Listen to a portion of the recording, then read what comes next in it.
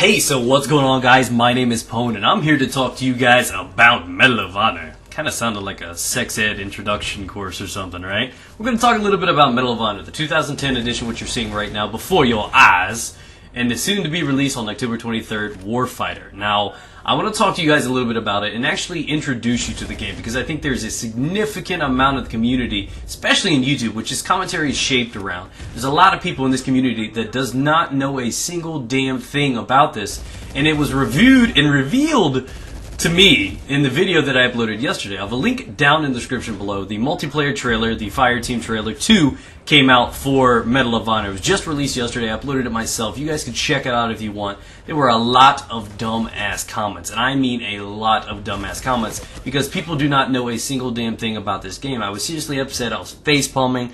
I just wanted to shove a pine cone through their pee hole. Like, I was so upset with these guys because they're making all these accusations, and it goes to show that when a game comes out, if there's ever been a hate train or critics or anybody going against a game saying something is bad, the entire wave, the entire community follows suit and goes off of what somebody else says rather than forming their own opinions, and I think that's what's really happened with this game. It started off solid. For it being a reboot, I believe it has 13 titles. That's a long-running series. 13 titles through Medal of Honor. They did the reboot in 2010. It came in strong. They kind of made a jump from, I think, the whole World War II scene to the modern 2000s Afghanistan fight. And that's kind of the transition it made. And I need to tell you guys, not necessarily try to force it down your throats, but inform you a little bit more about this game, so you don't just run in there blind, because a lot of people were saying some dumb shit like, oh my god, this game's copying Battlefield. This game just looks ugly as shit. Battlefield's so much prettier. And you guys are going to facepalm yourselves after you hear a little bit of these details. Now, I'm going to drop the deets on you right now. This game was created about 3 years ago, dropped early October 2010. And not only was this game somewhat successful, it came out as just like a single video, and it was quite successful in my opinion for it not being a sequel.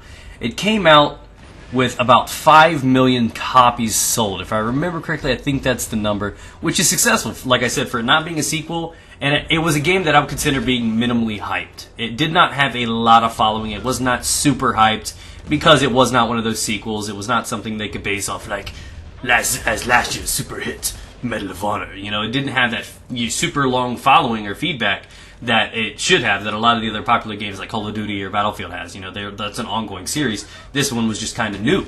So, this game was created, and there's a couple facts I need to let you guys know, because I think there's a significant amount of people that do not know a little bit of things. So I'm going to talk about the game as well as how it was created. Now, this game was released 3 years ago.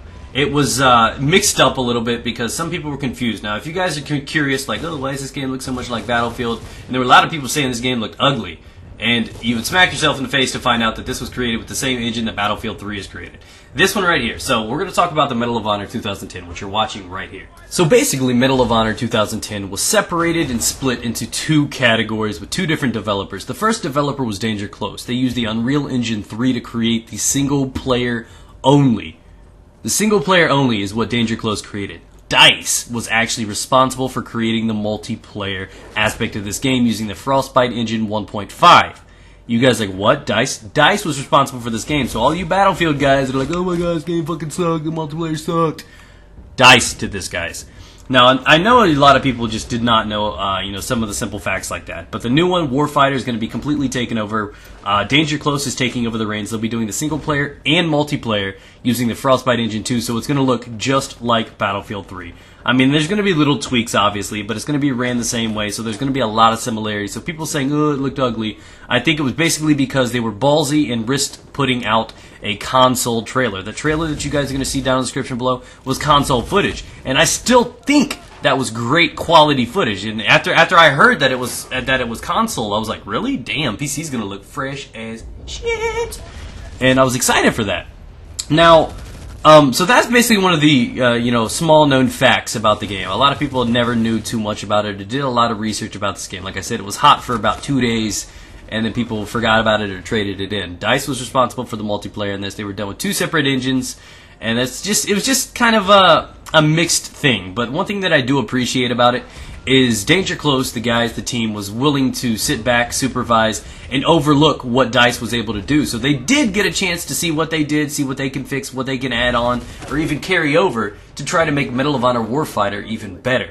So I do have a little faith that they have enough confidence, enough experience to create and still keep the same aspect, fun, and I guess teamwork in the next Medal of Honor and roll it over. So now to cover why I compared this game, why I put this game in the middle ground of Call of Duty and Battlefield. Now to me, Call of Duty is the dominant fast-paced shooter franchise of the world. It is the game where anybody can basically pick up with no prior experience, run around, run and gun, get kill streaks, have fun. That's what it's known for. That's why it's successful. A brain-dead idiot could run into Call of Duty and play and have fun and get kill streaks. That's what it is. It requires, in my opinion, to master it, it requires a lot of skill. But to just casually play it, it's one of the easiest pick-up-and-go games in the world. And it is known for being fast-paced, having the kill streak, so on and so forth, which I also need to let you guys know is very similar with Medal of Honor. It has that fast-paced nature. It has the somewhat small maps that you expect out of Call of Duty. And it also has the score chain, which is similar to kill streaks, but I think can actually benefit the team a little more. What it does is it gives you the ability to basically build up points, and each level of points allows you to get a kill streak, if you will. The kill streak could be very aggressive or defensive. Now, the aggressive kill streak, for example, the first one, you could choose between mortars or a UAV. I generally choose UAV because it helps and benefits the team. Now, you get to choose every time you get to that next score mark. You get to choose whether or not you want a team support kind of kill streak, which could be like the UAV intel. Or you could call in, vests or ammo or something like that. That helps and benefits your entire team. Or you could be aggressive and call in missiles or mortars, so on and so forth. So you have the option to choose between what kind of way you want to play. Do you want to help and benefit the team out? Do you want to try to spawn lock? Do you want to be aggressive, go for kills? You get to choose and decide, which is, I think, a great idea with the score chain. Not only does it do that, it also improvises and encourages teamwork with the fact that capturing objectives heavily rewards you. I think you captured, 2 or 3 flags, and you get your first score chain streak. And I think that's incredible. It encourages people to go play the objective. It encourages people to do that. Now, that's what I love. That's my favorite thing about Battlefield. That's why I say this game is the middle ground between Call of Duty and Battlefield. It's fast-paced, it's got the streaks, small maps, basically COD. That's what you're used to.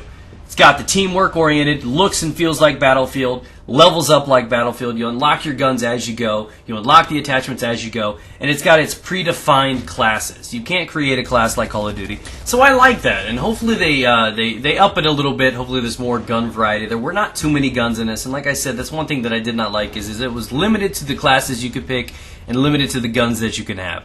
Which I like a little variety in my game. Now they actually have 6 new classes, which I'm super excited for. We have the Assault, which is coming back. Sniper, Demolitions, Point Man, Heavy Gunner, and Spec Ops.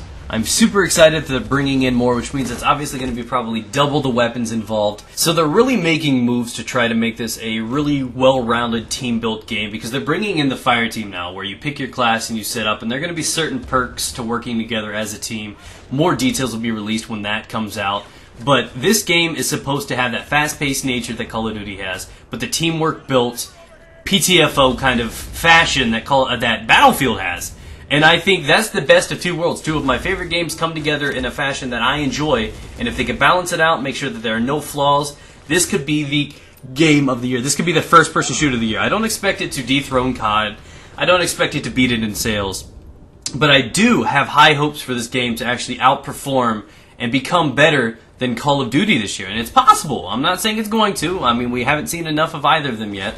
But I have a feeling that this game definitely deserves a little more recognition. I would like to see you guys give it a chance and support some of the commentators out there. There's guys like Krahu and everybody that are trying to create videos for this. You guys need to get out there and like and favorite those videos, help support this grow because this game could be a dominant game on YouTube as long as it's received well. And I think there needs to be a little bit more support for this game because there's not going to be another Battlefield title this year. So this is kind of going to be what's going to fill the void. So that'd be pretty cool to see. This one actually step up and do what they need to do because I expect if it does do so, we could see another one of these in 2 years. So that's basically the gist of things. A lot of people were unfamiliar about the history of this game, and why there was so much negativity around it. There were a couple flaws at the start. People just kind of gave up on it really, really quick. I mean, we've sat through bullshit year after year through a lot of these popular titles like COD, and you guys gave up on this one in a month, which I didn't think was right. But no one's here to judge. Hopefully, you guys are a little more open-minded and have your hearts open for this one, because I'm extremely excited for it. And I can't wait to see how it turns out. Like I said, you can pre-order it now. If you do pre-order it, you get early access to BF4 Beta, which is always a cool incentive. And you guys can check it out. More details. Look forward to it. And subscribe if you guys have not yet. I'm going to keep releasing details. And I can't wait to post this game. So if you have any questions, make sure you leave them down in the comments below. Or check out the links down in the description. Lots of cool things. Twitter, Facebook, livestream, all that good stuff. And come check it out. This game will be available for PC, Xbox 360, PS3, the new Wii U, and the PS Vita. Yeah, guys. I know, right? Vita. It sounds like a Mexican food, doesn't it? I don't know. It's just me. But anyways, hopefully you guys have enjoyed the video. Remember to leave a rating. It helps out a lot. And like I said, try to support this game when it's coming out. Support the guys that are out there trying to promote this game. Thanks for watching, guys. Peace out. Get it.